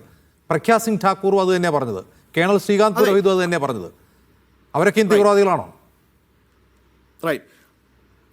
അജിംസ്, ഞാനിവിടെ വളരെ കൃത്യമായി ഒരു കാര്യമേ പറഞ്ഞുള്ളൂ. ഈ കോടതി വെറുതെ വിട്ട കേസുകളെല്ലാം അപസർപ്പക കഥകളാണ് എന്ന് പറയുന്നത് ഒരു കടന്ന കൈയാണ്, അതൊരു എഴുതാപ്പുറം വായിക്കലാണ്. കോടതി തന്നെ ബിജു നായർ, കോടതി തന്നെയാണ് കുറ്റപത്രം വായിച്ചിട്ട് കോടതിയാണ് ചോദിക്കുന്നത് ഇതെന്താണ് എഴുതി വെച്ചതെന്ന് ചോദിക്കുന്നത്, എന്നിട്ടാണ് ആളുകൾ അക്യൂട്ട് ചെയ്യുന്നത്. അതെ, അപ്പൊ അതിലേക്കാണ് ഞാൻ വരുന്നത്. അജിംസ്, ഞാൻ പറയുന്നത് കോൺഗ്രസ് സർക്കാരിന്റെ കാലത്തുള്ള അന്വേഷണ ഏജൻസികൾക്ക് ഇത്തരത്തിലുള്ള തീവ്രവാദ ആക്രമണങ്ങളിൽ പങ്കെടുത്തോ, ആരാണ് പങ്കെടുത്തത്, എങ്ങനെയാണത് സംഭവിച്ചത് എന്ന് വ്യക്തമായി കുറ്റപത്രം ഹാജരാക്കിക്കൊണ്ട് കോടതിയിൽ ഒരു ശിക്ഷ വാങ്ങിച്ചു കൊടുക്കുവാൻ പോലും സാധിച്ചില്ല എന്നുള്ളത് ഇവിടെ ഈ ഒരു ചർച്ചയിൽ തന്നെ 2-3 പേര്, മോഡറേറ്ററായ താങ്കൾ ഉൾപ്പെടെ പറയുകയാണ്. അതുതന്നെയാണ് ഞാനും പറയുന്നത്. അതൊരു പരാജയമാണ്.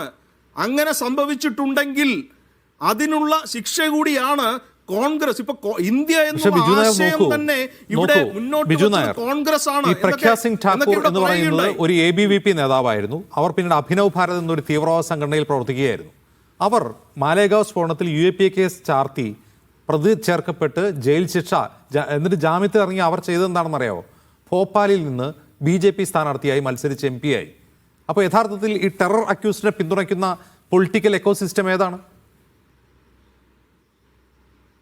അതെ അജിംസ്, എഗെയിൻ താങ്കൾ വളരെ വ്യക്തമായ ഒരു കമ്പാരറ്റീവ് സ്റ്റഡി ഇവിടെ മുന്നോട്ട് വയ്ക്കുകയാണ്. താങ്കളെ ഞാൻ അതിൽ അഭിനന്ദിക്കുകയാണ്. എന്താണ് സംഭവിക്കുന്നത്?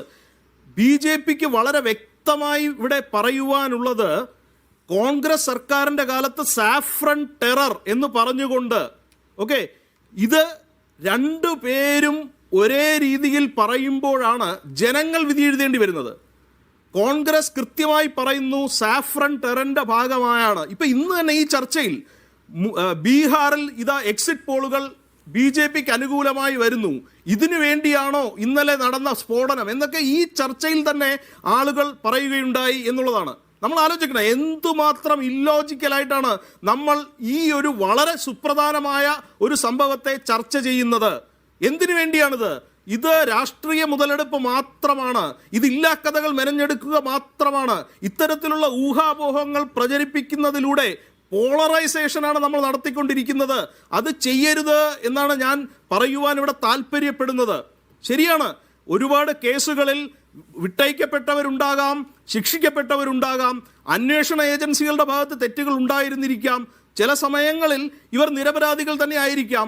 ഇതൊന്നും ഇന്നിപ്പോൾ നമുക്ക് ഈ ഒരു ചാനൽ ചർച്ചയിൽ എടുത്ത് വിശദമായി തെളിവ് സഹിതം ആരെയും ബോധിപ്പിക്കുവാൻ സാധിക്കില്ല. പക്ഷെ ഒരു കാര്യം നമുക്ക് ചെയ്യുവാൻ സാധിക്കും. ഈ ഒരു ഇന്നലെ നടന്ന സംഭവം, അതിന് പിന്നിൽ പ്രവർത്തിച്ചത് ആരാണ് ഇന്ന് വ്യക്തമായി നമുക്ക് അറിയില്ല. നമുക്ക് കാത്തിരിക്കാം, ആരാണെന്ന് പറയട്ടെ, അവരെന്തിനു വേണ്ടി ചെയ്തു എന്ന് പറയട്ടെ. സമൂഹത്തിൽ പോളറൈസേഷൻ ഉണ്ടാക്കാതിരിക്കുക എന്നുള്ളത് ഓരോ പൗരനും ചെയ്യേണ്ട കാര്യമാണ്. ശ്രീ സനൽകുമാർ, ഈ ടെറർ മോഡ്യൂളുകൾ എന്ന് പറഞ്ഞ്, അതായത് അവർ കുറ്റമൊന്നും ചെയ്തിട്ടുണ്ടാവില്ല, പൊട്ടൻഷ്യൽ ടെററിസ്റ്റുകൾ എന്ന അർത്ഥത്തിലാണ് അവരുടെ പ്ലാനുകൾ തകർക്കുന്ന ഒരു രീതിയാണ് ടെറർ മോഡ്യൂളുകൾ തകർക്കുക എന്ന രീതിയിൽ അന്വേഷണ ഏജൻസികൾ ചെയ്യുന്നത്. അതേക്കുറിച്ചാണ് ശ്രീ സുഹൈൽ പറഞ്ഞത്. സുഹൈൽ അങ്ങേക്ക് പരിചയപ്പെടുത്താൻ വേണ്ടി പറയുന്നത് ക്വിൽ ഫൗണ്ടേഷൻ എന്ന് പറയുന്ന ഒരു NGOയുടെ മേധാവിയാണ് അദ്ദേഹം. ഇത്തരത്തിലുള്ള നിരപരാധികൾ കൺവിക്ട് ചെയ്യപ്പെടുന്ന ഇത്തരം കേസുകളെക്കുറിച്ച് പഠിക്കുക, അതിനെക്കുറിച്ച് ഗവേഷണം നടത്തുക എന്നുള്ളതാണ് അവർ ചെയ്തുകൊണ്ടിരിക്കുന്നത്. ഈ ടെറർ മോഡ്യൂളുകളെ ബസ്റ്റ് ചെയ്യുന്നു എന്ന രീതിയിൽ നിരപരാധികൾ ജയിലിലടക്കപ്പെടുന്നുണ്ട് എന്നുള്ള വസ്തുതയാണ്. അപ്പോൾ സ്വാഭാവികമായും ഈ ഓപ്പറേഷനെക്കുറിച്ച് പൊതുജനങ്ങൾക്കിടയിൽ സംശയമുണ്ടാവില്ലേ?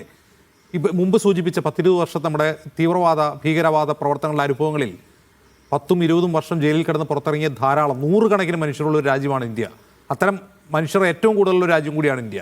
അപ്പോൾ നമ്മൾ സുരക്ഷയിൽ വിട്ടുവീഴ്ച ചെയ്യാതിരിക്കുകയും എന്നാൽ ഹ്യൂമൻ റൈറ്റ്സിൽ വിട്ടുവീഴ്ചയാവാം എന്നൊരു സമീപനം അഡ്മിനിസ്ട്രേറ്റീവ് ലെവലിലുണ്ടോ?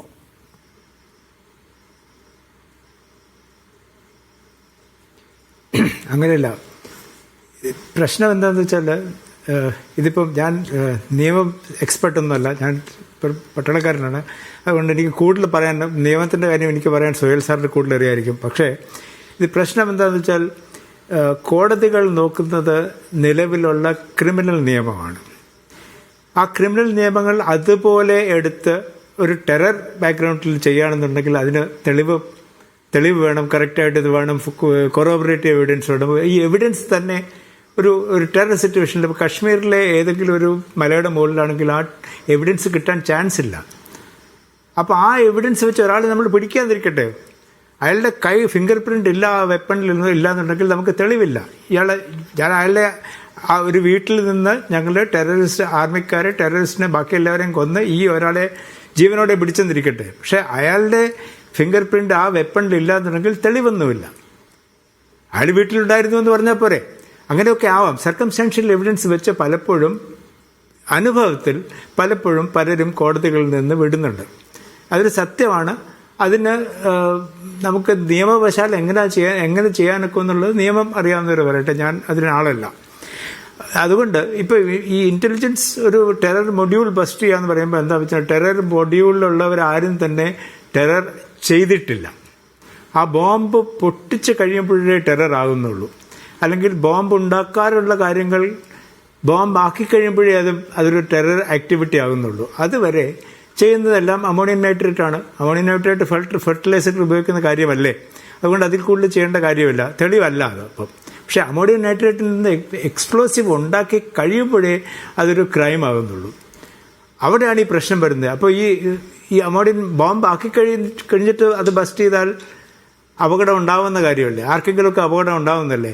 അപ്പോൾ ഇൻ്റലിജൻസുകാർ അത് നോക്കി അതിന് മുമ്പേ ഇത്രയും 3000 കിലോ അമോണിയം നൈട്രേറ്റ് എക്സ്പ്ലോസീവ്സ് ഒക്കെ ഉണ്ടെന്നിരിക്കട്ടെ, ആ ഉണ്ടെന്നുള്ള ഇതെല്ലാം അമോണിയം നൈട്രേറ്റ് ആണ്. Ammonium nitrate is not an explosive.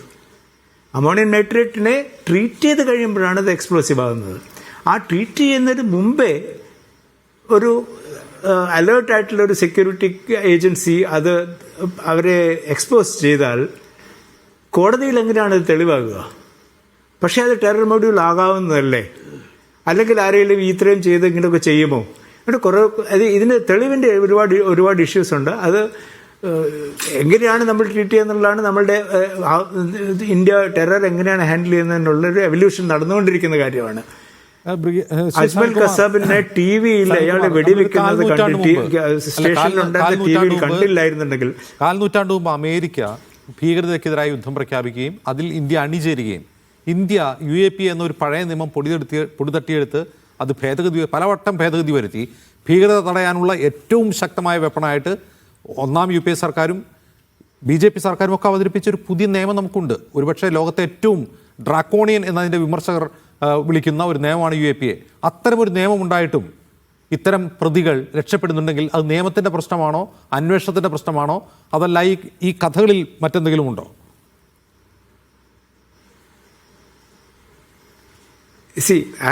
അത് ഓപ്പറേറ്റ് ചെയ്ത് ഞാൻ ഓപ്പറേഷൻ എൻഡിലാണ് നിൽക്കുന്നത്. ഞാൻ ആ അറ്റത്ത് മാത്രമേ കണ്ടിട്ടുള്ളൂ. എനിക്ക് നിയമം പറയാനൊക്കില്ല. ഞാൻ ആ ഓപ്പറേഷൻ എൻഡിൽ ഞാൻ ആലോചിക്കുന്നത് ഇത്രയേ ഉള്ളൂ. ഇത് എക്സ്പ്ലോസീവ് ആകാവുന്ന ഒരു കാര്യം, എക്സ്പ്ലോസീവിലേക്ക് കൺവേർട്ട് ചെയ്യാവുന്ന ഒരു മെറ്റീരിയൽ എക്സ്പ്ലോസീവ് ആകുന്നതിന് മുമ്പേ ഞാനത് തടഞ്ഞാൽ അപകടം ഉണ്ടാകുന്നതിന് മുമ്പേ തടയുകയാണ്.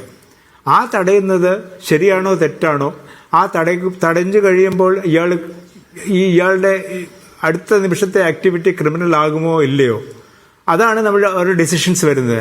അതിന് എപ്പോഴും അമ്മയെ തല്ലിയാൽ 4 അഭിപ്രായങ്ങളുണ്ടാകുന്ന സമൂഹമാണല്ലോ നമുക്ക്. അപ്പോൾ എല്ലാത്തിനും ഒപ്പീനിയൻസ് കാണും. ആ ഒപ്പീനിയൻസ് ഒന്നും തെറ്റാതെ പറയാൻ പറ്റില്ല. ആ 4 അഭിപ്രായങ്ങളും ശരിയായിരിക്കും. പക്ഷെ അതിനാണ് കോടതികളും ബാക്കി ഏജൻസീസും ഒക്കെ വരേണ്ടത്. അല്ലാതെ നമുക്ക് അത് ഈ ഒരു ബോംബ് ആകുന്നതിന് മുമ്പേ ബോംബ് മേക്കിംഗ് മെറ്റീരിയൽ കയ്യിലിരുന്നുകൊണ്ട് അത് ക്രൈം അല്ല.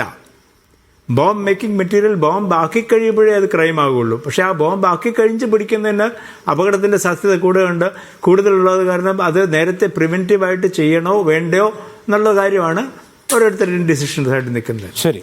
അപ്പൊ അത് ഇതിന് എല്ലാത്തിനും അഭിപ്രായങ്ങളുണ്ട്, എല്ലാത്തിനും പല വശങ്ങളുണ്ട്. അത് നമ്മളെങ്ങനെ ട്രീറ്റ് ചെയ്യുക എന്നുള്ളതാണ് ഒരു ഗവൺമെന്റിന്റെ, ഒരു സൊസൈറ്റിയുടെ, ഒരു എല്ലാവരുടെയും ഒരു കൂട്ടായ്മയോട് നമുക്ക് ഡിസൈഡ് ചെയ്യേണ്ടത് എങ്ങനെയാണ് ഹാൻഡിൽ ചെയ്യേണ്ടതെന്നാണ്. നമുക്കിത് അനുവദിക്കാനൊക്കെ എത്രയാണ് അതിന്റെ ലിമിറ്റ്സ്. ശരി. ശ്രീ KK സുഹൈൽ, ഇപ്പോൾ ഇന്ത്യ ഒരു ഭീകരതയുടെ ഇരയാണ്. ഒരു രാജ്യമെന്ന നിലയിൽ തന്നെ ഭീകരതയുടെ ഇരയാണ്. സംഭവിക്കുന്നുണ്ട്, ധാരാളം ഭീകരാക്രമണങ്ങൾ സംഭവിക്കുന്നുണ്ട്. നിങ്ങളെപ്പോലുള്ള NGO പ്രശ്നം അതിൽ നിരപരാധികൾ കുടുങ്ങുന്നു എന്നുള്ളത് മാത്രമാണ്. പക്ഷെ മരിക്കുന്ന ആളുകൾക്ക് നീതി വേണമല്ലോ. ഈ 25 വർഷം ഉണ്ടായിട്ടുള്ള 100 കണക്കിന് ഭീകരാക്രമണങ്ങളിൽ കൊല്ലപ്പെട്ട 100 കണക്കിന് മനുഷ്യരുണ്ട്.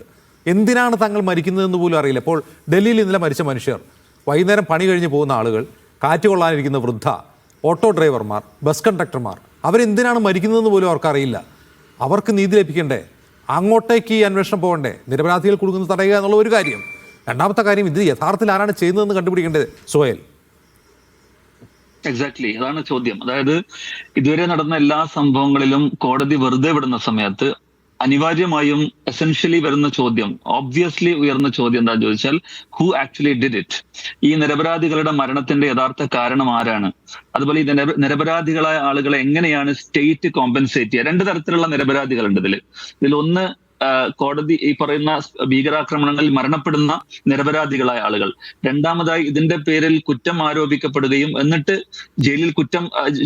കുറ്റം തെളിയാതെ ജയിലിനകത്ത് ജീവിതം മുഴുവൻ അവരും അവരുടെ കുടുംബവും നശിച്ചു പോകുന്ന നിരപരാധികൾ. ഈ 2 നിരപരാധികൾക്കും യഥാർത്ഥത്തിൽ വേണ്ടത്ര കോമ്പൻസേഷൻ നൽകുകയും ഇനി ഇത് ആവർത്തിക്കുകയില്ല എന്ന് ഉറപ്പുവരുത്തുകയും ചെയ്യേണ്ടത് സർക്കാരിന്റെ ഉത്തരവാദിത്തമാണ്. യഥാർത്ഥത്തിൽ നേരത്തെ ശ്രീ ബ്രിഗേഡിയർ സനൽകുമാർ സർ പറയുകയുണ്ടായി, ഈ കയ്യിലുള്ള സബ്സ്റ്റൻസ് അല്ലെങ്കിൽ എന്താണോ അവരുടെ കയ്യിൽ നിന്ന് കിട്ടുന്ന സാധനം, ഇത് വെച്ചിട്ട് അത് ബോംബാക്കാൻ കഴിയുന്ന സാധനമാണെങ്കിൽ പിടിക്കാൻ കഴിയുകയില്ല. അത് ബോംബായാൽ മാത്രമേ ഒരാളെ കുറ്റം ആരോപിക്കാൻ കഴിയുകയുള്ളൂ. യഥാർത്ഥത്തിൽ ഈ ആന്റി ടെറർ ലെജിസ്ലേഷൻസ് ഇതിൽ നിന്നൊക്കെ അപ്പുറത്തേക്ക് കടന്നു എന്നുള്ളതാണ് ഏറ്റവും ദൗർഭാഗ്യകരമായ, ഏറ്റവും ഞെട്ടിക്കുന്ന സംഗതി.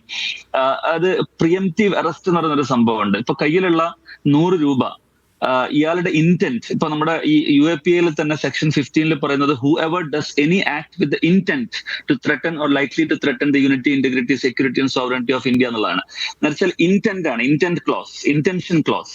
ഒരാളുടെ ഇന്റൻഷൻ എന്ത് എന്ന് പറയുന്നത് സെക്യൂരിറ്റി ഉദ്യോഗസ്ഥന്മാരാണ്. അവർ പറയാണ്, ഇവന്റെ കയ്യിൽ കുറച്ച് അമോണിയം ഉണ്ട്, അല്ലെങ്കിൽ അവന് വളത്തിന് വേണ്ടിയിട്ടല്ല യഥാർത്ഥത്തിൽ അവന്റെ ഉദ്ദേശം ഈ നാട്ടിൽ ബോംബ് ഉണ്ടാക്കിയ ആളുകളെ കൊല്ലലാണ് എന്നുള്ള ഉദ്ദേശം ചാർത്തി കൊടുക്കുന്നത് ഏജൻസികളാണ്. അപ്പൊ സ്വാഭാവികമായിട്ടും അവരെ പ്രിയംറ്റീവായിട്ട് അവരെ അറസ്റ്റ് ചെയ്യാൻ, ഇവർ അറസ്റ്റ് ചെയ്തിട്ടില്ലെങ്കിൽ കുറ്റം ചെയ്തേക്കും, അതുകൊണ്ട് അവർ അറസ്റ്റ് ചെയ്യൽ നിർബന്ധമാണ് എന്ന് പറയുന്ന ഒരു വിചിത്രമായ ഒരു വാദമാണ് ലോകത്തുടനീളമുള്ള ഈ resolution 1373 of the United Nations വന്നതിന് ശേഷം വന്നിട്ടുള്ള ഒരുപാട് അമെൻമെന്റ്സ്, സെക്യൂരിറ്റി ലെജിസ്ലേഷൻസിന്റെ അമെൻമെന്റ്സിൽ കാണാൻ കഴിയുക ഈ പറയുന്ന പ്രിയംറ്റീവ് അറസ്റ്റുകളാണ്. ഇത് അതിന്റെ തുടക്കം പ്രിയംറ്റീവ് സ്ട്രൈക്കാണ്. ഇറാഖിന്റെ മുകളിൽ നടന്ന പ്രിയംറ്റീവ് സ്ട്രൈക്ക്. ചരിത്രത്തിൽ ഒരിക്കലും ഇറാഖ് അമേരിക്ക ആക്രമിച്ചിട്ടില്ല. പക്ഷെ അന്ന് പോൾ വുൾഫോവിറ്റ്സും ഇപ്പൊ മരിച്ചുപോയ ഡൊണാൾഡ് റംസ്ഫോർഡ് ഒക്കെ പറഞ്ഞത് ഇവർക്ക് ഏത് നിമിഷവും നമുക്കെതിരെ ആക്രമിക്കാനുള്ള ശേഷിയുണ്ട്, അവർ ആക്രമിച്ചേക്കാം, അതുകൊണ്ട് ഇതാ നമ്മൾ അവരെ ആക്രമിക്കുന്നു എന്ന് പറയുന്ന പ്രിയംറ്റീവ് സ്ട്രൈക്കാണ് അവർ നടത്തിയത്. ഇതേ പ്രിയംറ്റീവ് അറസ്റ്റ് ആണ് യഥാർത്ഥത്തിൽ ഇന്ത്യയിലുടനീളം നടക്കുന്ന പല കേസുകളിലും പിടിക്കുന്ന സമയത്ത് ഉദ്യോഗസ്ഥന്മാർ പറയുന്നത്. അതിനിവിടെ പറയുന്ന വാദം കോൺസ്പിറസി കേസ് എന്നാണ്. പ്രിയംറ്റീവ് അറസ്റ്റ് ആണ് യഥാർത്ഥത്തിൽ നടക്കുന്നത്. അപ്പൊ ഇതുകൂടി ഈ അവസരത്തിൽ ശ്രദ്ധയിൽപ്പെടുത്തുകയാണ്. യഥാർത്ഥത്തിൽ ഈ നിരപരാധികളായി മരിക്കുന്ന നിരപരാധികളെ മുഴുവൻ അവർക്ക് പിന്നെ കോമ്പൻസേറ്റ് ചെയ്യുകയും അതുപോലെ തന്നെ ഒരിക്കലും ഇത് സംഭവിക്കാൻ പാടില്ല, സംഭവിക്കാതിരിക്കാൻ ജാഗ്രത പുലർത്തേണ്ടത് ഈ സ്റ്റേറ്റിന്റെ ഉത്തരവാദിത്തമാണ്. ശരി, അനൂപ് എന്തോ കൈ കാണിക്കുന്നുണ്ട്. എന്താണ് അനൂപ് പറയാൻ ഉദ്ദേശിച്ചത്? അല്ല, ഇവിടെ BJPയുടെ പ്രതിനിധി കോൺഗ്രസ് ഗവൺമെൻറ്റുകളുടെയും BJP ഗവൺമെൻറ്റിൻ്റെയും ട്രാക്ക് റെക്കോർഡ് നമുക്ക് താരതമ്യം ചെയ്യാമെന്ന് പറഞ്ഞു. അതിവിശദമായി അതിനെക്കുറിച്ച് ചർച്ച ചെയ്യാനുണ്ട്. ഈ പറയുന്ന കാണ്ഡഹാർ ദുരന്തമുണ്ടായപ്പോൾ തീവ്രവാദികൾക്ക് അകമ്പടി പോയ ഒരു ചരിത്രം സംഘപരിവാർ സർക്കാരിനുണ്ട്. അതൊക്കെ പോട്ടെ, ഒരേ ഒരു കാര്യം മാത്രമാണ് ഞാൻ പറയുന്നത്. അടുത്ത കാലത്ത് അമേരിക്കയിൽ നിന്ന് അഭയാർത്ഥികളെ വഹിച്ച ഒരു യുദ്ധവിമാനം ഇന്ത്യൻ അതിർത്തിയിൽ ലാൻഡ് ചെയ്തപ്പോൾ ഒന്നും ചെയ്യാൻ കഴിയാതിരുന്ന ഈ രാജ്യത്തിന്റെ യശസ്സിനെ ലോകരാഷ്ട്രങ്ങൾക്ക് മുൻപിൽ അതിനെ അപഹാസ്യമാക്കിയ ഒരു ഭരണകൂടമാണ് സംഘപരിവാറിൻ്റെതെങ്കിൽ ഇന്ദിരാഗാന്ധി ഈ ബംഗ്ലാദേശ് യുദ്ധകാലത്ത് അമേരിക്കയുടെ 7ാം കപ്പൽപ്പട വന്നപ്പോൾ ഈ രാജ്യത്തിന്റെ പരമാധികാരം സംരക്ഷിക്കാൻ നടത്തിയ ഇടപെടലുകൾ നമ്മുടെ മുന്നിലുണ്ട്. അങ്ങനെ നിരവധിയായ കാര്യങ്ങൾ ഈ തീവ്ര ദേശീയതയുടെ പേര് പറയുന്ന കോൺഗ്രസ് ഗവൺമെന്റുകൾ ഉൾപ്പെടെ രാജ്യസ്നേഹത്തിന്റെ പേരിൽ ചോദ്യം ചെയ്യുന്ന ഈ സർക്കാരിനെ സംബന്ധിച്ചും കോൺഗ്രസ് ഗവൺമെന്റിന്റെ നിലപാടുകളെ സംബന്ധിച്ചും സമയം അനുവദിക്കുമെങ്കിൽ ചർച്ച ചെയ്യാൻ ഞങ്ങൾ തയ്യാറാണ്. അപ്പോൾ അത്തരം വാഗ്ധോരണികളൊന്നും ഇവിടെ വേണ്ട. ഈ രാജ്യത്തെ പലപ്പോഴും അതിന്റെ പരമാധികാരത്തെ അപഹാസ്യമാക്കിയ ഒരു സർക്കാരാണ് നരേന്ദ്രമോദിയുടെ ഉൾപ്പെടെയുള്ളത്.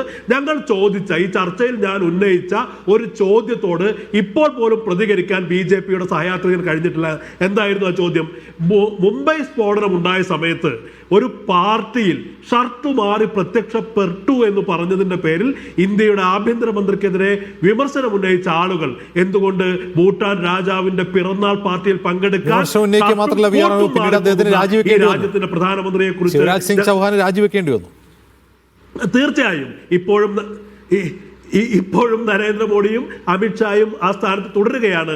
അതിനെക്കുറിച്ച് വിമർശനം പോലും ഉന്നയിക്കാൻ പാടില്ല എന്ന് പറയുന്നതിന്റെ അതിനകത്ത് ഇരട്ടത്താപ്പ്, അതിനകത്ത് വൈരുദ്ധ്യം ഈ രാജ്യത്തെ മാത്രമല്ല ഈ രാജ്യത്തെ പൗരസമൂഹത്തിന് BJPയോട് സമയം കഴിഞ്ഞതുകൊണ്ടാണ്. ബിജു നായർ പ്ലീസ്. ഞാൻ അദ്ദേഹത്തിന്റെ ഇത്തരത്തിലുള്ള വിമർശനങ്ങൾ ഉന്നയിക്കുവാനുള്ള അവകാശത്തെ പൂർണ്ണമായും പിന്താങ്ങുകയാണ്. ഞാൻ പറഞ്ഞത് എന്താണ്? ജനങ്ങൾ വിലയിരുത്തുന്നുണ്ട് എന്നുള്ളതാണ്. ആരാണ് ഷർട്ട് മാറുന്നതാണോ മാറാതിരിക്കുന്നതാണോ, പത്രസമ്മേളനം നടത്തുന്നതാണോ നടത്താതിരിക്കുന്നതാണോ അതെല്ലാം കൃത്യമായി ജനങ്ങൾ വിലയിരുത്തട്ടെ എന്നാണ് ഞാൻ പറയുന്നത്. ഇതിൽ അദ്ദേഹത്തിന് ചിലപ്പോൾ ഒരുപാട് സംസാരിക്കുവാനുണ്ടാവും. എനിക്കൊരുപാട് സംസാരിക്കാൻ ഇല്ലാത്തതിന്റെ പ്രധാന കാരണം തന്നെ നമ്മുടെ ട്രാക്ക് റെക്കോർഡിലുള്ള എന്റെ വിശ്വാസവും ജനങ്ങൾക്ക് അത് ബോധ്യപ്പെടുത്തുവാൻ നമുക്ക് കഴിഞ്ഞു എന്നുള്ളത് നമ്മുടെ തെരഞ്ഞെടുപ്പ് വിജയമായി.